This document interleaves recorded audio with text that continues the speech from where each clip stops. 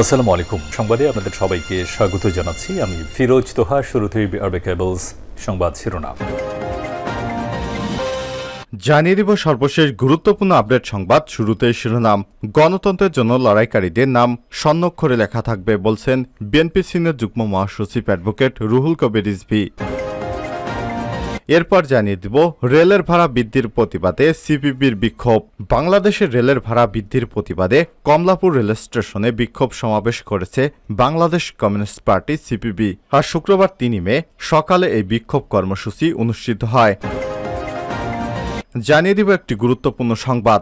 BNP chairperson Begum Khaleda জিয়ার মুক্তির দাবিতে আন্দোলনে ব্যর্থ বিএনপি বলছেন আওয়ামী লীগের সাধারণ সম্পাদক এবং সড়ক পরিবহন ও সেতুমন্ত্রী ওবায়দুল কাদের। এবারে জানিয়ে দিব লক্ষ্মীপুরে যুবলীগের উদ্যোগে সুপেয় পানি এবং খাবার স্যালাইন বিতরণ। জানাবো ১০ টাকা দিয়ে টিকিট কেটে চোখ দেখালেন প্রধানমন্ত্রী। সাধারণ রোগীদের মতোই লাইনে দাঁড়িয়ে মাত্র ১০ টাকার টিকিট কেটে চোখ পরীক্ষা করিয়েছেন প্রধানমন্ত্রী শেখ হাসিনা। শুক্রবার ৩ মে সকালে রাজধানীর শেরেবাংলা নগরে জাতীয় চক্ষু বিজ্ঞান ইনস্টিটিউট এবং চক্ষু হাসপাতালে যান প্রধানমন্ত্রী শেখ হাসিনা। এরপর লাইনে দাঁড়িয়ে নিজেই টিকিট সংগ্রহ করেছেন এবং চোখ পরীক্ষা করান। এবং সর্বশেষ জানিয়ে দিব পাহাড়ি সড়ক থেকে খাদে যাত্রীবাহী বাস, নিহত ২০। পাকিস্তানের গিলগিট বাল্টিস্তানের দিয়ামের জেলায় অন্তত একটি যাত্রীবাহী বাস পাহাড়ি রাস্তা থেকে খাদে পড়ে ২০ জন নিহত, ২১ জন আহত হয়েছে। শুক্রবার ৩ মে পাকিস্তানি পুলিশের বরাতে এই সব তথ্য জানিয়েছে পাকিস্তানের জাতীয় গণমাধ্যম জিও নিউজ। প্রিয় দর্শক, এতক্ষণ শুনছিলেন সংবাদ শিরোনাম, এবারে বিস্তারিত। তবে তার আগে অনুরোধ থাকবে, আপনি কোন স্থান থেকে আমাদের সংবাদটি দেখছেন কমেন্ট করে জানিয়ে দিন। প্রিয় বন্ধুরা, জানিয়ে দিন এই সংবাদ সম্পর্কে আপনার মূল্যবান মতামত। প্রিয় দর্শক, আপনি যদি আমাদের চ্যানেলে নতুন হয়ে থাকেন, ভিডিওটি দেখতে দেখতে চ্যানেলটি সাবস্ক্রাইব করে রাখুন, যাতে করে আমাদের লেটেস্ট আপডেট সংবাদগুলো সবার আগে আপনার কাছে পৌঁছে যায়। এবারে বিস্তারিত। গণতন্ত্রের জন্য লড়াইকারীদের নাম স্বর্ণাক্ষরে লেখা থাকবে বলছেন রুহুল কবির রিজভী। বিএনপি সিনিয়র যুগ্ম মহাসচিব অ্যাডভোকেট রুহুল কবির রিজভী বলেছেন, দেশের স্বাধীনতা সার্বভৌমত্বের চাবি প্রতিবেশীদের কাছে বন্ধক রেখে আর ক্ষমতা ধরে রাখা যাবে না। আজকে যারা গণতন্ত্রের জন্য লড়াই করছে, ভোটাধিকার ফিরে পাবার জন্য লড়াই করছে, তাদের নামই ইতিহাসে স্বর্ণাক্ষরে লেখা থাকবে। আর শুক্রবার ৩ মে ঢাকা মহানগর উত্তরে তুরাগ থানা বিএনপির পক্ষ থেকে খাবার পানি এবং স্যালাইন বিতরণ কর্মসূচিতে তিনি এসব কথা বলেছেন। আওয়ামী লীগের সাধারণ সম্পাদক ওবায়দুল কাদেরের সমালোচনা করে রুহুল কবির রিজভী বলেন, তিনি বলেছেন ৭৫-এর পর দ্বাদশ জাতীয় সংসদ নির্বাচন সবচেয়ে সুষ্ঠু হয়েছে। তাহলে কি আপনি স্বীকার করে নিলেন ২০১৮ সালের ৩০শে ডিসেম্বর নির্বাচন, ২০১৪ সালের ৫ই জানুয়ারি নির্বাচন, ১৯৯৬ সালের নির্বাচন ঠিক ছিল না? তিনি বলেন, দ্বাদশ জাতীয় সংসদ নির্বাচন হলো ডামি নির্বাচন, আমরা আর মামুরা নির্বাচন। বাংলাদেশ সহ সারা বিশ্বের মানুষ এই নির্বাচনকে ধিক্কার জানিয়েছে, প্রত্যাখ্যান করেছে। ওবায়দুল কাদের সাহেবেরা মিথ্যা কথা বলেন কেন? কোনোভাবেই কলঙ্কের ভাবমূর্তি লুকোতে পারবেন না, কিন্তু প্রযুক্তির এই যুগে কোনো কিছুই লুকোনো যায় না। তিনি আরো বলেন, ডামি সরকার দেশটি এমন এক পর্যায়ে নিয়ে গেছে যে এদেশকে বাঁচাতে হলে আর ঘরে থাকার উপায় নেই, চুপচাপ বসে থাকা যাবে না। বিএনপির ভারপ্রাপ্ত চেয়ারম্যান তারেক রহমানের নেতৃত্বে প্রতিটি ওয়ার্ড থেকে শুরু করে সারা দেশে বিপুল তরঙ্গ সৃষ্টি করতে হবে। গণতন্ত্র ফেরাতে, মানুষের ভোটাধিকার ফিরে দিতে তারা অদম্য সাহস নিয়ে এগিয়ে যাচ্ছে। নিপীড়িত নির্যাতিত জনগণের পাশে দাঁড়িয়েছে বিএনপি। খুন, গুম, হত্যা, গুলি করে এসব করে আন্দোলন দমানো যাবে না। রুহুল কবির রিজভী বলেন, বর্তমান এ বৈরী আবহাওয়ায় প্রকৃত দায়ী সরকার। দায়ী হল আওয়ামী লীগের লুটেরা শ্রেণী। আওয়ামী লীগের অনাচারকারীরা নদী, খাল, বিল সবকিছু ভরাট করে অবৈধভাবে দখল করেছে। বন জঙ্গল উজাড় করে লুটেরা শ্রেণী দেশকে মরুভূমি বানাতে চায়। মানুষ আওয়ামী লীগের লুটেরাদের হাত থেকে পরিত্রাণ চায়। তুরাগ থানা ৫৩ নং ওয়ার্ড বিএনপি সভাপতি সোহেল রানার সভাপতিত্বে বক্তব্য রাখেন জাহাঙ্গীরনগর বিশ্ববিদ্যালয়ের অধ্যাপক ডক্টর আব্দুল লতিফ মাসুম, ঢাকা মহানগর উত্তর বিএনপির সদস্য সচিব আমিনুল হক, সম্পাদক মাহমুদুর রহমান সুমন, শাহ মইনুল আহমেদ সহ বিএনপি এবং এর অঙ্গ সংগঠনের অনেক নেতাকর্মী। রেলের ভাড়া বৃদ্ধির প্রতিবাদে সিপিবির বিক্ষোভ।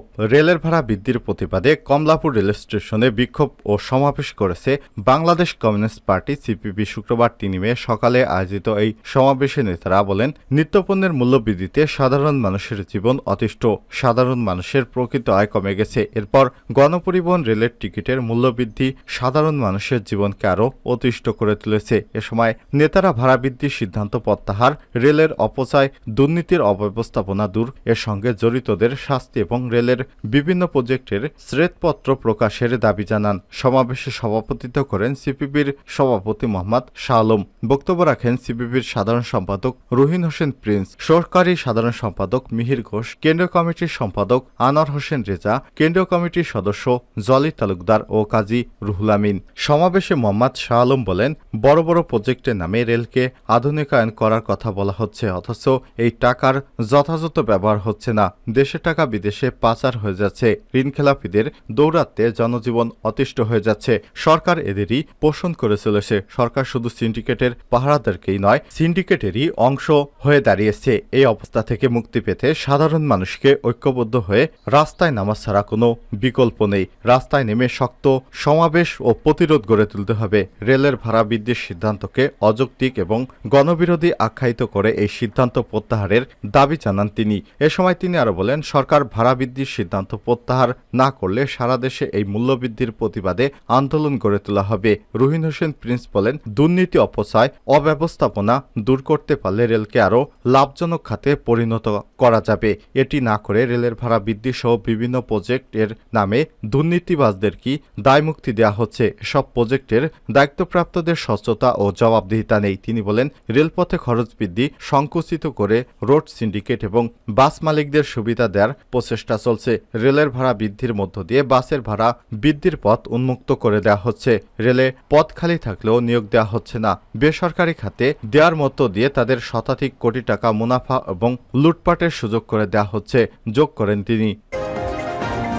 খালেদা জিয়ার মুক্তির দাবিতে আন্দোলনে ব্যর্থ বিএনপি বলছেন কাদের। বিএনপি চেয়ারপারসন বেগম খালেদা জিয়ার মুক্তির দাবিতে আন্দোলন করতে বিএনপি ব্যর্থ হয়েছে এমন মন্তব্য করেছেন আওয়ামী লীগের সাধারণ সম্পাদক এবং সড়ক পরিবহন ও সেতুমন্ত্রী ওবায়দুল কাদের। শুক্রবার ৩ মে সকালে আওয়ামী লীগের সভাপতির ধানমন্ডির রাজনৈতিক কার্যালয়ে তিনি এসব কথা বলেন। ওবায়দুল কাদের বলেন, বেগম জিয়া আইনের ফাঁদে আটকা, তার বিরুদ্ধে মামলা করেছে তত্ত্বাবধায়ক সরকার। এ মামলায় তিনি গ্রেপ্তার হয়েছেন, তার বিরুদ্ধে আওয়ামী লীগ মামলা করেনি।